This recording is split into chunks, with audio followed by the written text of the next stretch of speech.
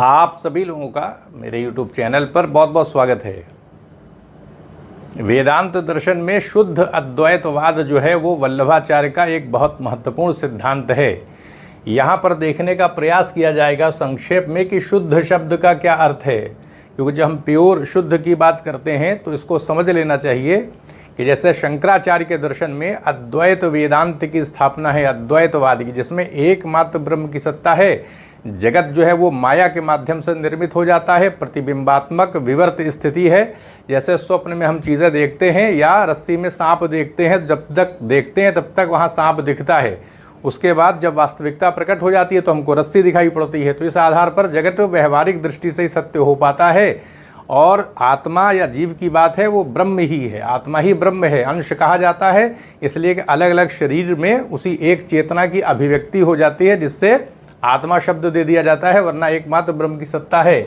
तो ये तो शंकराचार्य का मत है, लेकिन वल्लभाचार्य अपना ऐसा मत दे रहे हैं शुद्ध शब्द के आधार पर कि ब्रह्म की सत्ता भी स्थापित रहती है एकल रूप में, और साथ में जीव को वो ब्रह्म का ही अंश बता देते हैं। जीव जो है वो क्या है, ब्रह्म की ही अभिव्यक्ति है, ब्रह्म से अलग नहीं है जीव। और जगत की जो बात है वो होती है, जगत वास्तविक हो जाता है और जगत जो है वो ईश्वर या ब्रह्म के बाह्य स्वरूप का ही प्रकटीकरण है। ब्रह्म ने ही अपने को अभिव्यक्त कर दिया है और मानी सी बात है कि ब्रह्म की ही अभिव्यक्ति है, यानी जगत जो क्या है वही ब्रह्म है, लेकिन उसका कोई भी विकार या प्रभाव, क्योंकि जगत में अब निर्माण भी होगा, चीज़ें नष्ट होती हैं, पैदा होती हैं, विकासवाद की प्रक्रिया है, ये सब जगत में दिखाई सारी चीज़ें पड़ती हैं।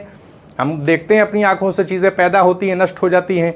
तो इस प्रकार से विकासवाद की प्रक्रिया इस जगत में चलेगी, लेकिन इसका कोई भी प्रभाव ब्रह्म पर नहीं पड़ता है, ईश्वर पर। तो इस प्रकार से शुद्ध शब्द है उसका क्या अर्थ आ जाएगा, अर्थ ये आ जाएगा कि जीव की सत्ता भी है। जीव क्या है, ब्रह्म ही है, ब्रह्म का ही अंश है। जैसे चिंगारी होती है आग की, तो आग से अलग नहीं होती, और जगत जो है वो वास्तविक भी हो जाता है। तो एक बहुत बड़ी सिद्धि जो है वल्लभाचार्य अपने दर्शन शुद्ध अद्वैतवाद में कर देते हैं, यानी वो जगत को भी वास्तविक बना देते हैं, क्योंकि जगत ब्रह्म ही है, उसी की अभिव्यक्ति है। लेकिन कोई भी विकार जब होगा ब्रह्म से तो उसके बाह्य स्वरूप में होगा, उसका प्रभाव ब्रह्म के वास्तविक स्वरूप पर नहीं पड़ेगा। कहने का अर्थ है कि अभिव्यक्ति तो ब्रह्म की ही है, जगत के रूप में ये अभिव्यक्ति है, ब्रह्म से अलग नहीं है जगत। लेकिन जो भी विकार होगा, जब ये प्रकृति सृष्टि ब्रह्मांड बनेगा, उसका कोई भी प्रभाव ईश्वर के ऊपर नहीं पड़ता है। तो अब लाभ क्या हो गया कि शुद्ध शब्द यानी अद्वैतवाद के अंतर्गत क्या आ जाता है कि ब्रह्म की सत्ता भी बनी रहती है, एकल सत्ता रहती है, एकमात्र ब्रह्म की सत्ता है। और माया क्योंकि ब्रह्म की शक्ति है तो उस माया शक्ति के माध्यम से जगत बना दिया जाता है जो वास्तविक होता है, क्योंकि ब्रह्म के बाह्य स्वरूप का ही प्रकटीकरण, उसकी अभिव्यक्ति क्या हो जाती है, प्रकट कर देना, अभिव्यक्त कर देना, ये शब्द हम परिचित इससे। और ये जगत बन जाता है, वास्तविक भी हो जाता है, विवर्त नहीं रहता। तो शंकराचार्य के दर्शन से अंतर भी हो जाता है और जगत भी वास्तविक हो जाता है, उसको प्रतिबिंबात्मक विवर्त मानने की आवश्यकता ही नहीं रहती है। और जीव की जो सत्ता है वो क्या है, जीव भी ब्रह्म से अलग नहीं है, ब्रह्म का ही अंश है। तो इस आधार पर अपना दर्शन अपने तर्कों के आधार पर वो देते हैं।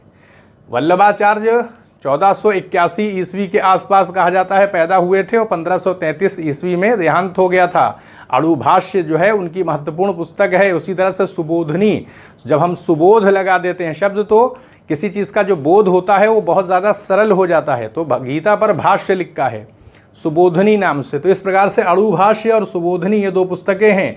अब यह प्रश्न उठता है कि जब जगत बन जाता है, ब्रह्म की ही अभिव्यक्ति है, जगत ब्रह्म से अलग नहीं है, तो क्या ब्रह्म का जो कहने का ब्रह्म का जो स्वरूप है तो क्या उसमें कोई परिवर्तन होता है? तो समझ लें, आनंद सच्चित आनंद स्वरूप ब्रह्म की सत्ता है, लेकिन जब जगत प्रकट होता है तो उसमें आनंद और चेतना क्या हो, सीमित हो जाती है। कहने का अर्थ है कि आनंद जो है वो सीमित हो जाता है, सत्ता के स्तर में विविधता आ जाती है।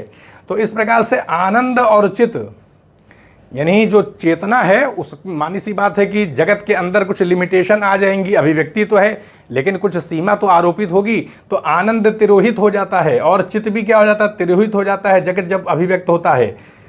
लेकिन आनंद और सत्ता और चेतना इसका पूर्ण रूप ईश्वर में होता है, यानी जो पूर्णता है आनंद की, चेतना की, सत्ता की, इसकी पूर्णता जो है वो ईश्वर में ब्रह्म में रहती है। लेकिन जब जीव को प्रकट कर दिया जाता है, जैसे संसार में शरीर के साथ जीव की सत्ता है, आत्मा जो सूक्ष्म होती है, तो जीव की जो सत्ता होती है उस रूप में अगर माना जाए तो आनंद तिरोहित होता है जीव में, तभी तो बंधन की अवस्था आ जाती है। तो जब जगत की अभिव्यक्ति होती है तो आनंद और चित्त जो कि ईश्वर की पूर्णता में ये दोनों रहते हैं, और साथ में सत्ता भी, सत्ता उसकी वास्तविकता ब्रह्म की, वो पूर्णता ईश्वर में रहती है। लेकिन जब जगत प्रकट हो जाता है तो आनंद और चित्त सीमित हो जाता है, ये तिरोहित हो जाते हैं, और जीव के अंदर भी आनंद और चित्त में क्या हो जाता, तिरोहित हो जाते हैं। तो इस आधार पर मानी सी बात है कि जब अभिव्यक्ति होगी, प्रकटीकरण होगा, तो किसी न किसी स्तर पर सीमा आएगी, तो इस आधार पर, लेकिन पूर्णता ईश्वर में रहती है। तो इस प्रकार से शुद्ध अद्वैतवाद के अंतर्गत शंकराचार्य का जो सिद्धांत था, जिसमें व्यवहारिक रूप से जगत की सत्ता स्थापित हो पा रही थी, विवर्त आभास प्रतिबिंब जैसी स्थिति थी, उसको समाप्त करने का काम वल्लभाचार्य ने अपने तर्कों के आधार पर किया है। तो सत्ता, चेतना और आनंद, इसकी पूर्णता ईश्वर में दिखाई पड़ती है, ईश्वर ही एकमात्र रह जाता है, क्योंकि जगत ईश्वर से अलग नहीं, उसके बाह्य स्वरूप की अभिव्यक्ति है, लेकिन ईश्वर पे कोई विकार नहीं होता, और जीव भी ईश्वर से अलग नहीं है। तो सत्ता किसकी रहती है? एकमात्र ब्रह्म की ही रहती है। तो इस आधार पर वल्लभाचार्य ने अपना मत प्रस्तुत किया है, और माया को वो ब्रह्म की एक शक्ति बता देते हैं वल्लभाचार्य। तो इस आधार पर जगत वास्तविक हो जाता है उसी माया शक्ति के माध्यम से, जिसको हम प्रकृति कहते हैं, जड़ पदार्थ कहते हैं। ये क्या है? ये माया के माध्यम से, यानी ब्रह्म की शक्ति है, और माया के माध्यम से संसार को रच दिया जाता है।